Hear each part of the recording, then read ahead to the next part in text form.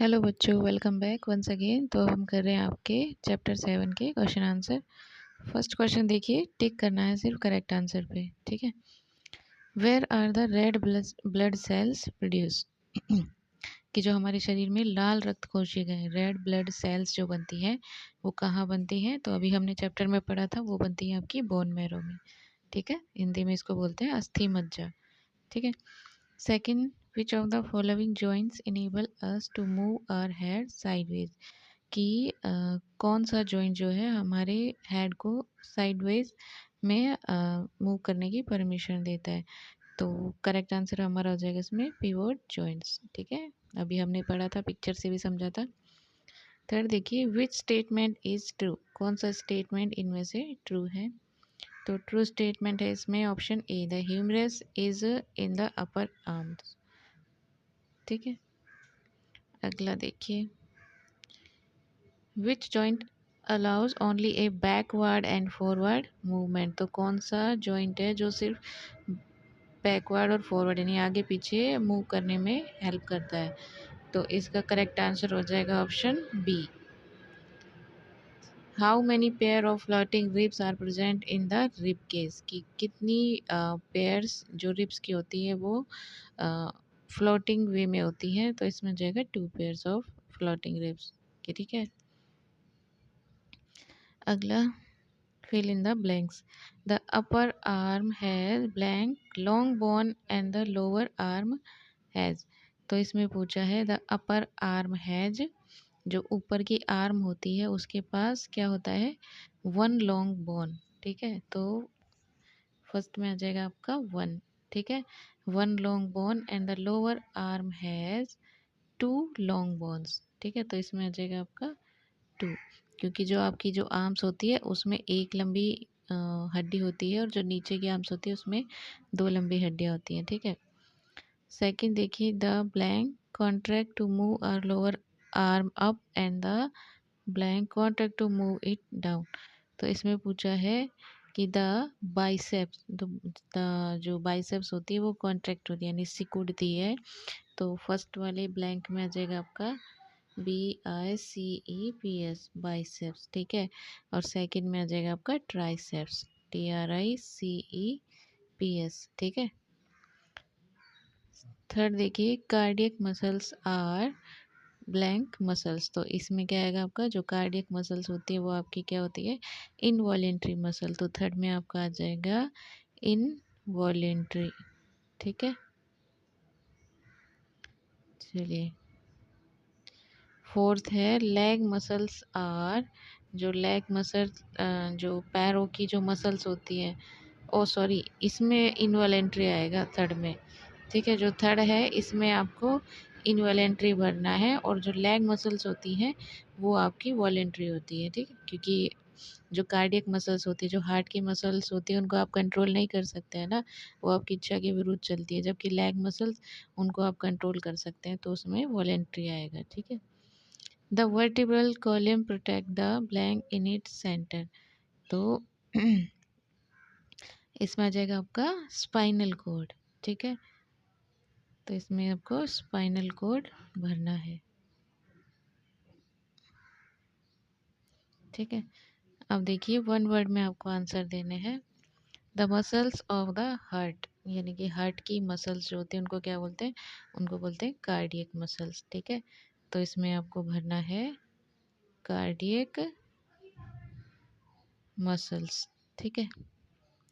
Second दिया हुआ है द प्लेस वेयर 2 और मोर बोन्स मीट, कि वह जगह जहाँ पर 2 या 2 से अधिक हड्डियाँ आकर मिलती हैं, तो उसको बोलते हैं जॉइंट। तो सेकंड में आपका आ जाएगा जॉइंट्स। ठीक है। थर्ड देखिए, strong fibre that attach the muscle to the bone, कि वो स्ट्रॉन्ग यानी मजबूत फाइबर जो बोन से अटैच होते हैं, तो उनको बोलते हैं अपन अपन क्या बोलते हैं? चैप्टर में लिखा हुआ टेंडन्स बोलते हैं। फोर्थ देखिए, these hold together the bones at the joint, कि ये होल्ड करके रखते हैं बोन्स को जॉइंट पे। तो इसमें आ जाएगा लिगामेंट्स, यानी कि लिगामेंट्स को क्या बोलते हैं? ऊतक। ठीक है, तो इसमें आ जाएगा लिगामेंट्स।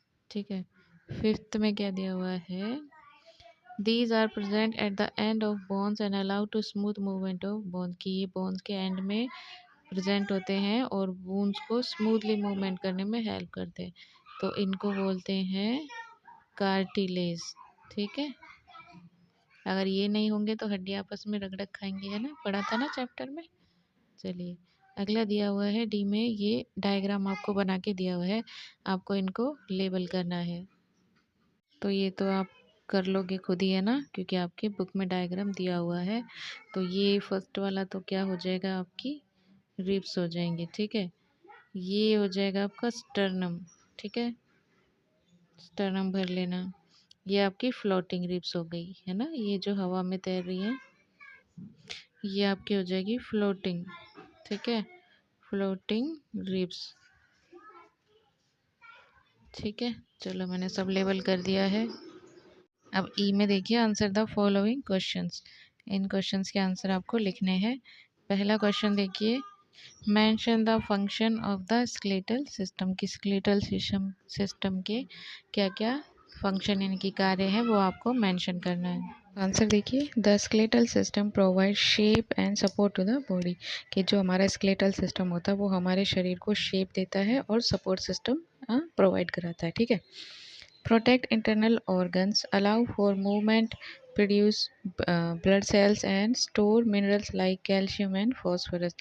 तो ये क्या करता है, हमारे इंटरनल ऑर्गन्स को प्रोटेक्ट करता है, जो भी हमारे अंदर के ऑर्गन्स है, जैसे आपका हार्ट हो गया, आपका ब्रेन हो गया, है ना, तो इन सब को क्या करता है, प्रोटेक्ट करता है ना, क्योंकि वो एक हड्डियों के एक ढांचे के अंदर बंद होते हैं वो सारे ऑर्गन्स, है ना। अलाउ फॉर मूवमेंट, और मूवमेंट करने के लिए अलाउ करता है ना, ब्लड सेल्स प्रोड्यूस करता है, और कुछ मिनरल्स जैसे कि कैल्शियम हो गया और फॉस्फोरस, इनको स्टोर करके रखता है। ठीक है, सेकंड है differentiative between hinge joint and pivot joint, तो इन दोनों जॉइंट्स के बीच में आपको डिफरेंट लिखना है। देखिए, the main difference between a hinge joint and a pivot joint is their range of motion, कि इन दोनों जॉइंट्स के बीच में जो डिफरेंस है वो इनके मोशन को लेकर है। ठीक है, यानी कि इनकी गति के आधार पर ही इन दोनों के बीच में डिफरेंस है।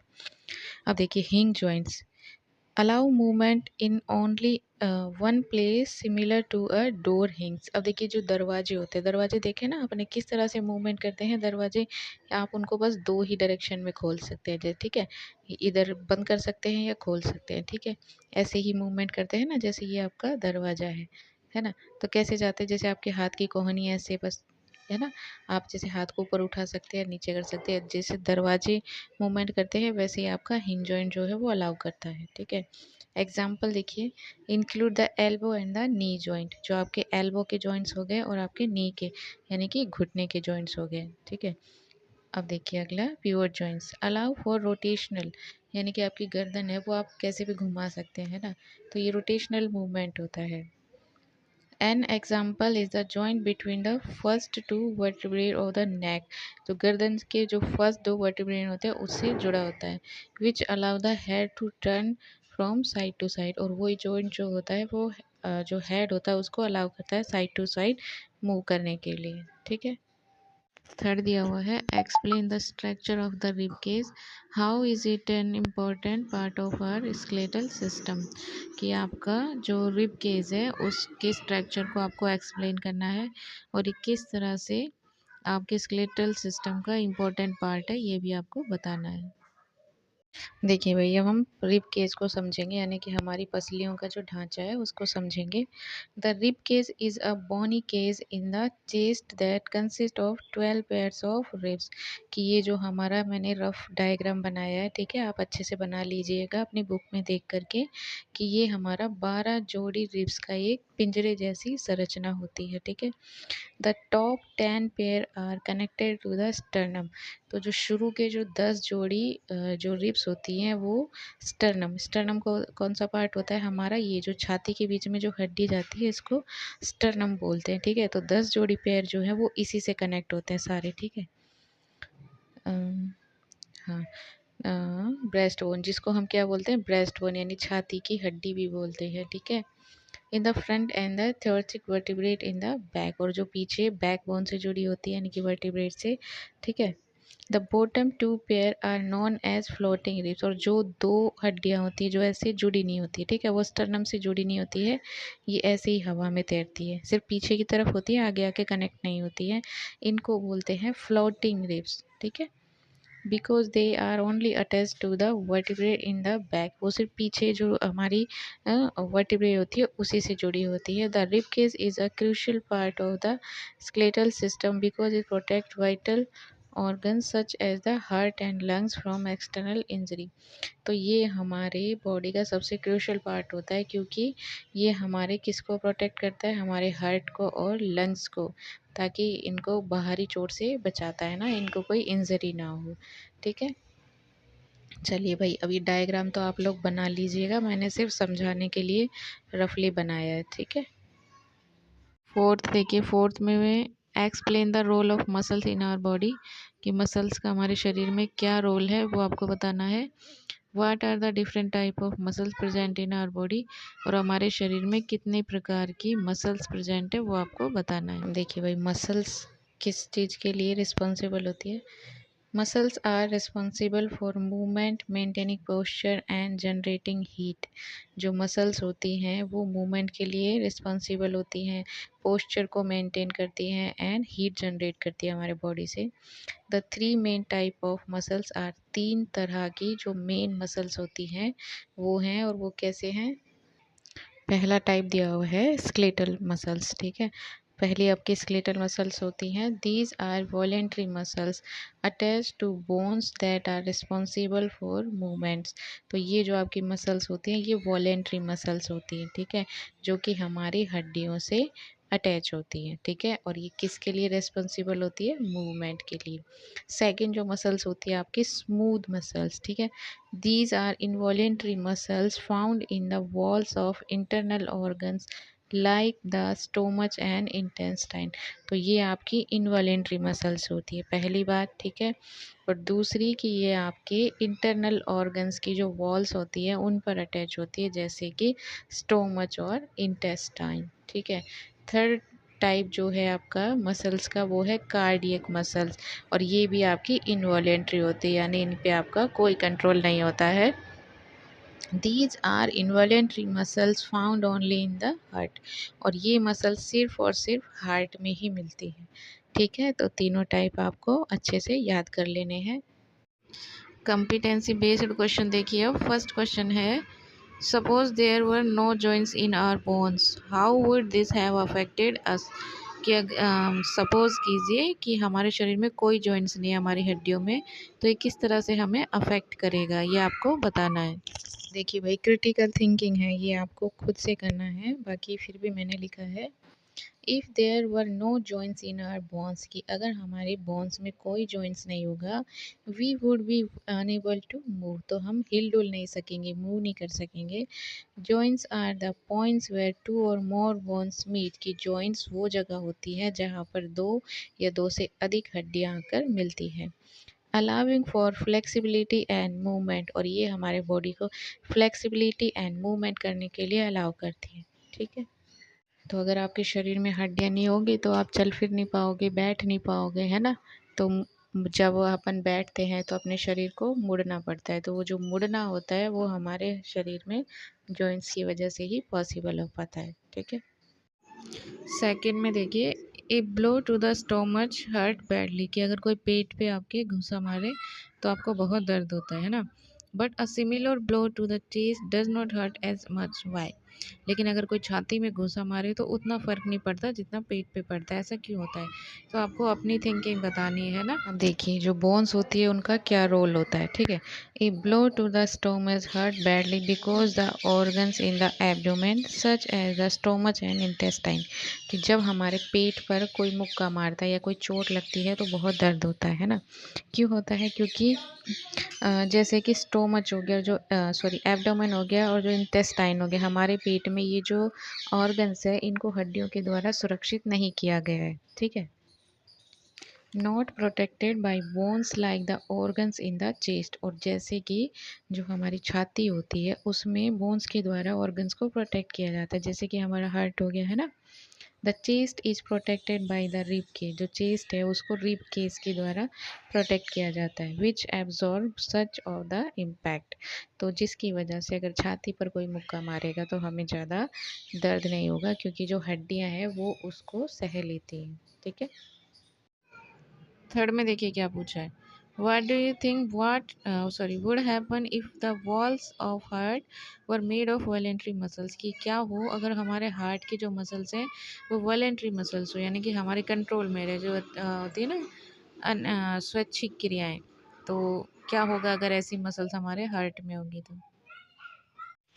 If the walls of heart were made of voluntary muscles, की अगर हमारे हार्ट की जो दीवारें हैं वो वॉलेंट्री मसल से अगर बनी होंगी, we would have consistently think about making our heart beat, तो हमें लगातार सोचना पड़ेगा कि हमें हमारे हृदय को धड़काना भी है ना, इसके बारे में सोचना पड़ेगा, क्योंकि वो चीज़ हमारे कंट्रोल में रहेगी। This would be impossible to maintain, और इसको मेंटेन करना पॉसिबल नहीं है। And the heart would stop beating if we were to fall asleep or lose consciousness, अगर हम सो जाए या बेहोश हो जाए तो हमारा हार्ट तो धड़कना बंद हो जाएगा और हम तो मर जाएंगे भाई, है कि नहीं। तो अगर ये हमारे कंट्रोल में होगा तो हमारे सोने के बाद तो हम अपनी बॉडी को कंट्रोल नहीं कर पाएंगे, है ना।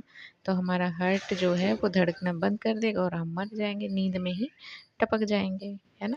एक्सप्लोर में देखिए क्या दिया हुआ है। Visit a gymnasium and find out which physical exercise help athletes to build their muscles, कि किसी जिम में जाइए और पता लगाइए कि वो कौन सी एक्सरसाइज है जो एथलीट को मसल्स बिल्ड करने में या बनाने में हेल्प करती है। ठीक है।